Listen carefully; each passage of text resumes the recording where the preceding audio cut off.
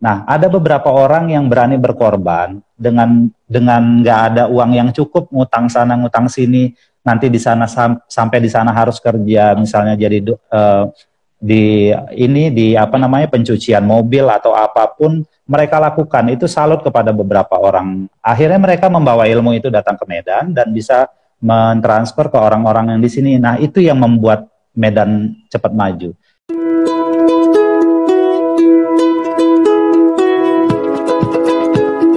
Ya, oke. Teman-teman sudah siap semua ya untuk bisa menerima ilmu dan juga tips dari Kak Kadri, yaitu adalah seorang praktisi juga di bidang marching band, khususnya di section color guard. Nah, kalau misalkan untuk di kompetisi nih Kak Kadri, kita kan juga mengetahui kalau di color guard itu ada namanya kompetisi guard contest. Bener ya Kak Kadri ya? Oh, benar-benar. Nah, kalau misalkan dari Kak Kadri nih, Kak Kadri kan juga seorang konsultan juga nih dan juga seorang pelatih juga di section color guard. Nah, biasanya kalau misalkan untuk kelompok-kelompok yang ingin mempersiapkan kompetisi guard contest itu apa sih Kak Kadri yang harus disiapkan? Iya, kalau guard contest itu kan memang hanya color guard yang ditampilkan, tidak ada pemain musik yang lain ya kan. Jadi memang benar-benar kita mengeksplor kemampuan color guard. Jadi sebisa mungkin semua alat dipakai, sebisa mungkin kemampuan anak-anak itu dimaksimalkan. Pas bagian-bagian yang menari benar-benar tunjukin menarinya luar biasa. Pada saat bagian yang bermain rifle, tunjukin rifle-nya yang benar-benar bagus gitu. Nanti pada saat bagian-bagian tertentu baru semuanya bisa bermain bareng-bareng bersama-sama. Nah, ada bagian-bagian featuring, itu namanya featuring ya, dan featuring misalnya featuring rifle atau featuring flag gitu ya, yang hanya rifle aja, yang hanya flag aja. Nah, itu menjadi salah satu senjatanya ya, istilahnya begitu, menjadi salah satu senjatanya. Jadi manfaatkan momen-momen itu dengan baik untuk mencari nilai. Jadi kalau kita mempersiapkan konsep color guard contest, kita siapkan mau nyiapin senjata apa aja gitu. Dalam sebuah penampilan color guard contest biasanya durasinya 5-7 menit. Nah, itu kan 5-7 menit mungkin ada sekitar harus ada sekitar 4-8 kali paling banyak momen-momen tertentu dimaksimalkan gitu. Jadi baru kita tapi tentu dari awal sampai akhir harus disusun jalan ceritanya supaya nyambung terus, mengalir dengan baik. Kira-kira begitu. Oke, jadi memang pada saat penilaian dari guard contest ini sendiri, selain kekompakan, juga harus ada alur skenario ceritanya ya yang ingin ditampilkan. Iya. Harus ya, pesan yang mau disampaikan kan pasti ada ya, cerita atau tema yang mau dibawakan pasti ada. Jadi kita harus mampu menyampaikan tema itu dengan baik sehingga penonton atau juri juga mampu dengan melihat, oh ini yang dimaksud mereka adalah ini, pesannya nyampe ke yang nonton. Nah, itu utama juga. Itu harus banget gitu supaya sukses penampilannya. Paham orang maksudnya apa. Gitu. Oke, nah kalau misalkan dalam memilih tema persiapan dari guard contest ini sendiri, apakah ada kaitannya juga dengan misalkan momen-momen yang lagi happening atau lagi viral di musim tersebut? Apakah ada itu ada nilai-nilai lebihnya atau itu bagaimana Kak Kadri kalau dari Kak Kadri sendiri pandangannya? Biasanya yang mengaitkan dengan momen-momen yang sedang happening itu lebih kepada nanti akan menimbulkan efek general efek ya. Jadi rasa yang ditampilkan akan lebih kena karena orang yang menonton sedang ini ya, masih sedang happening. Dia tahu banget tentang itu. Misalnya pada saat kejadian tsunami Aceh sekitar berapa belas tahun yang lalu. Itu di Sumatera Utara, di Aceh, itu sering sekali menampilkan tema itu. Dan kita yang di sini yang memang paham betul kejadian itu bagaimana, karena sampai Medan pun korban-korban tsunami itu ada datang sampai Medan, jadi kita dengar sendiri cerita dari korbannya. Nah, itu udah ada di dalam pikiran kita tahu banget ceritanya kayak apa, kemudian kita lihat satu penampilan yang menampilkan cerita yang kita sudah tahu, akhirnya kita benar-benar meresapi, dan nyampe lah pesan yang ditampilkan, keuntungannya begitu. Kalau misalkan kita menampilkan performance yang baik nih, misalkan kita sudah tahu cerita dan juga konsepnya seperti apa, bagaimana sih seorang pemain color guard itu sendiri bisa menjiwai setiap penampilan? Nah, bagaimana sih Kak Kadri memunculkan perasaan itu untuk bisa memaksimalkan penampilan? Ya, jadi pada saat tema itu udah kita pilih, di pelatih udah milih tema tertentu apa, kemudian kita harus sosialisasikan, pastikan kepada pemain semua kalau tema yang mau kita bawakan adalah ini gitu ya. Kalau misalnya tema itu belum terlalu familiar bagi pemain, kalau tsunami tadi sudah sangat familiar ya, orang semua kayaknya udah tahu. Tapi kalau ada tema tertentu, misalnya film yang mereka belum paham, maka kita ceritakan film itu tentang apa isinya, bagaimana cerita film itu, kemudian apa pesan yang disampaikan itu. Kira-kira begitu. Kemudian ditontonkanlah film itu kepada anak-anak. Nanti pada saat ditontonkan videonya, kita bisa briefing. Nah, bagian ini dia sedang begini, bagian ini sedang begini. Akhirnya anak-anak itu paham. Nah, diharapkan dengan mereka paham jalan cerita film itu, mereka akhirnya pada saat melakukan gerakan atau koreografi bisa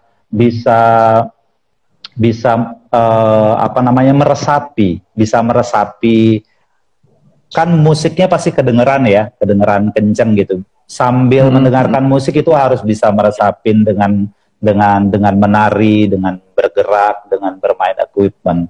Kira-kira begitu. Tetapi sebelum ke tahap itu, di awal-awal pada saat color guard masih ikut latihan dasar color guard, mereka juga harus dikasih pelajaran bagaimana cara berekspresi. Nah, jadi berekspresi yang simple aja, misalnya tersenyum, itu nggak segampang diomongin, itu harus dilatih, apalagi kalau tersenyum sambil perform, sambil tampil, itu harus dilatih. Nah, itu harus dilatih. Jadi misalnya nih ya, latihannya di depan kaca, ini yang biasa dilakukan. Di depan kaca, anak-anaknya berdiri, suruh senyum, misalnya gitu. Anak-anak senyum, ada yang senyumnya gitu ya kan, nggak natural. Jadi kita harus kasih tahu senyum kamu yang natural bagaimana, atau kita di sela-sela itu kita bikin joke atau kita bikin lelucon, akhirnya mereka ketawa. Nah, itu yang kakak maksud dengan senyum yang tadi gitu. Nah, sekarang coba kamu ngaca dengan yang barusan kamu lakukan, akhirnya mereka lihat, oh yang seperti ini. Dan latihan-latihan itu seharusnya sudah dilatih sejak awal-awal. Nah, ekspresi-ekspresi yang lain seperti ekspresi sedih kayaknya gampang ya.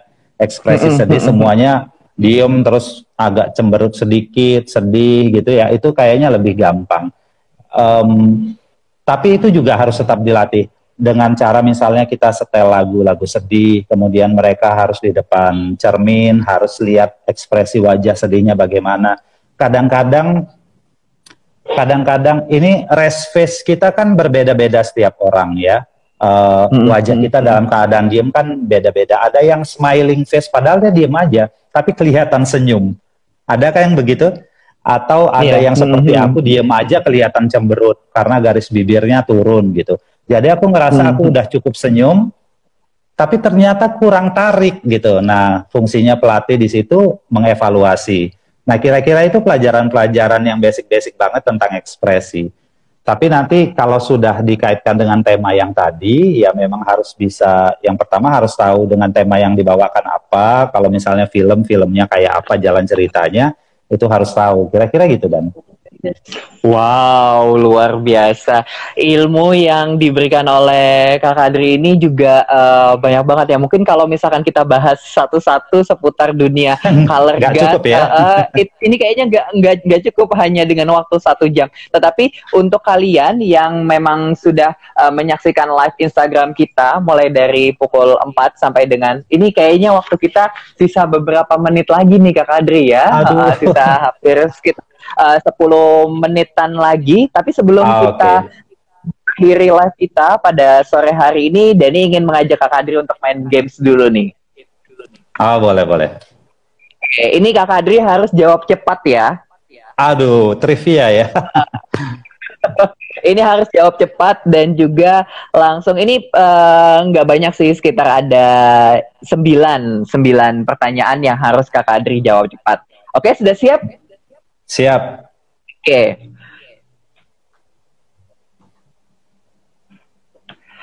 Yang pertama, Josh Groban atau Celine Dion? Josh Groban. Oke. Josh Groban, kenapa alasannya? Lebih kena di hati lagu-lagunya. Luar biasa. Jadi lagu-lagu dari Josh Groban ini juga sangat mengena di hati Kak Kadri. Tapi aku suka Celine Dion juga, cuma lebih sering dengerin Josh Groban waktu itu. Oke, luar biasa. Pertanyaan yang kedua, klasik atau kontemporer? Kontemporer. Kontemporer. Drama atau komedi? Komedi. Merah atau ungu? Merah. Gunung atau laut? Laut. Bisnis atau marching band? Marching band. Kenapa?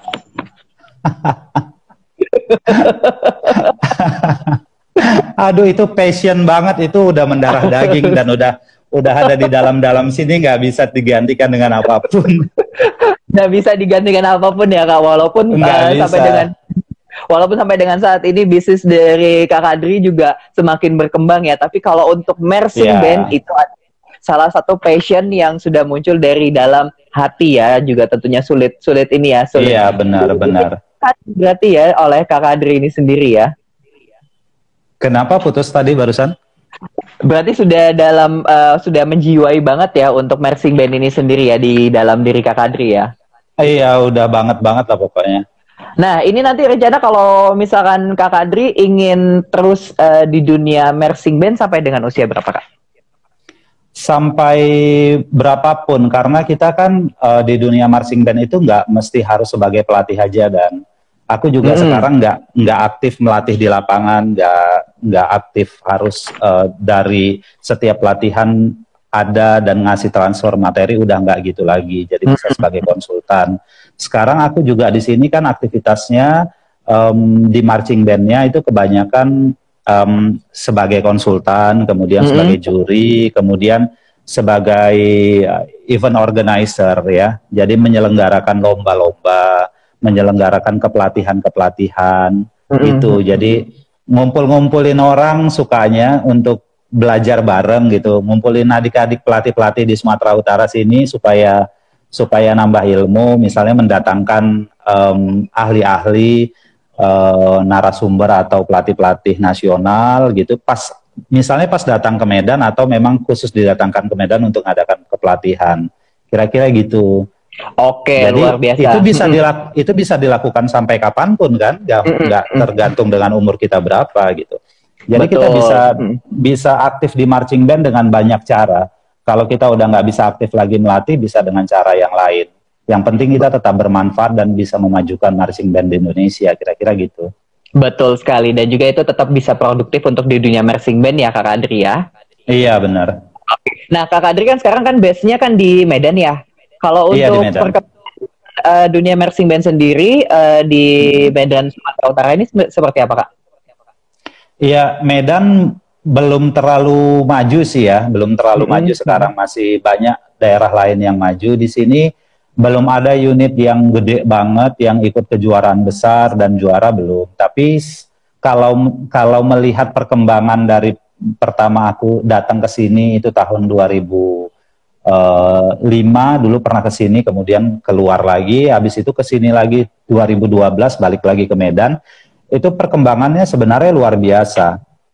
Jadi aku ngelihat banyak progres yang terjadi, walaupun dengan segala keterbatasan, misalnya seperti dana ya, dana lah terutama ya, keterbatasan dana. Kalau ilmu bisa banget dicari, bisa banget mendatangkan ahli-ahli dari mana-mana, tapi kalau nggak ada duit kan susah ya.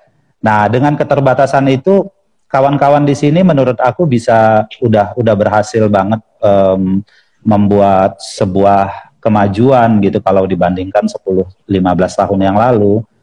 Nah gitu, udah mulai ada yang ikut kompetisi keluar provinsi gitu. Kemudian kalau bahkan sampai Bandung juga ada, sampai Malaysia juga ada. Nggak bisa bawa full tim, full band, tapi bisanya bawa hanya seksional, perkusi aja atau color guard aja, dan punya prestasi yang lumayan bagus. Jadi sebenarnya udah lumayan oke perkembangannya di sini. Oke, luar biasa. Jadi juga harapannya juga Kak Kadri juga bisa ini ya untuk di Medan sendiri, khususnya di Sumatera Utara, khususnya di Medan sendiri, semoga bisa ada lebih berkembang lagi untuk di dunia marching bandnya ini sendiri ya. Iya benar. Aku ngelihat di sini salah satu yang membuat ini cepat maju adalah sebagian orang mau bersusah payah, mau berkorban untuk menimba ilmu keluar daerah Medan.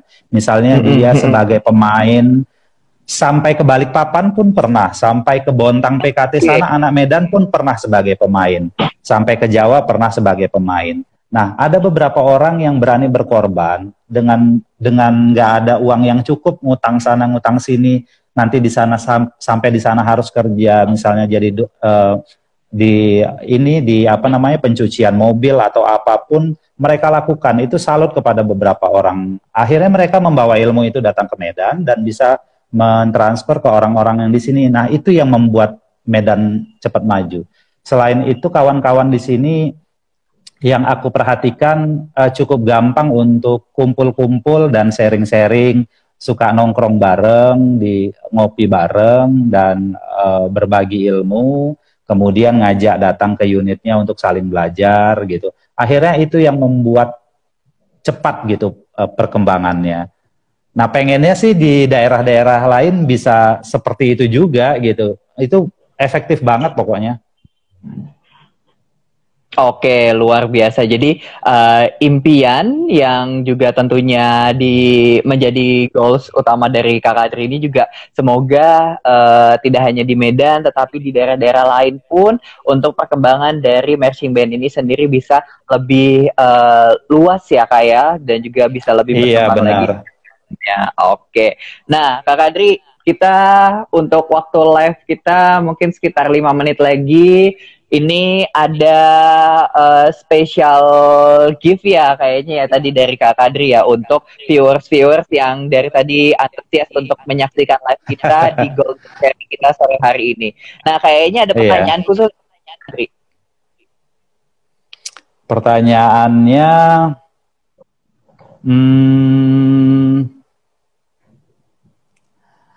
Oke, aku kasih pertanyaan ya. Oke, siap-siap ya. Pertanyaannya adalah, aku berasal dari marching band apa, marching band mana, kemudian aku bermain alat apa pada saat pertama kali. Oke. 2 pertanyaan itu deh.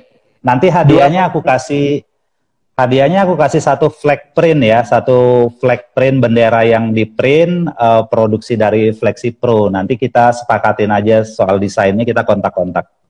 Wow, luar biasa. Terima kasih Kak Kadri untuk sharing session kita sore hari ini, dan juga untuk viewers yang tadi ingin mengikuti giveaway spesial dari Kak Kadri, tentunya lewat DM atau gimana Bu? DM ya. Oke. Nantinya untuk seluruh viewers yang ingin mendapatkan giveaway spesial dari Kak Kadri bisa langsung mengirimkan jawabannya melalui direct message di Festive Indonesia dan nanti kita akan memilih. Ini pemenangnya satu orang atau ada berapa? Satu orang aja. Satu orang aja nanti Festive aja yang pilih ya, Festive aja yang pilih. Soalnya ini kayaknya ada beberapa yang bener nih. Iya, makanya nanti langsung dikirimkan jawabannya ke direct message di akun Instagram Festive Indonesia dan kalian harus memfollow akun Instagram Festive Indonesia juga tentunya di Instagram dan juga kalian bisa mengunjungi untuk channel YouTube kita di Festive Indonesia. Kalian bisa follow, like, komen, dan juga subscribe. Dan juga di sini kita akan seputar dunia marching band dan juga dunia choir di Indonesia tentunya. Sekali lagi terima kasih untuk Kak Kadri untuk ilmu dan juga tips yang luar biasa sore hari ini. Sehat selalu dan juga semoga aktivitas bisnisnya bisa berjalan dengan lancar dan semoga pandemi COVID-19 ini sendiri bisa segera berakhir dan kita bisa segera produktif di dunia marching band kembali.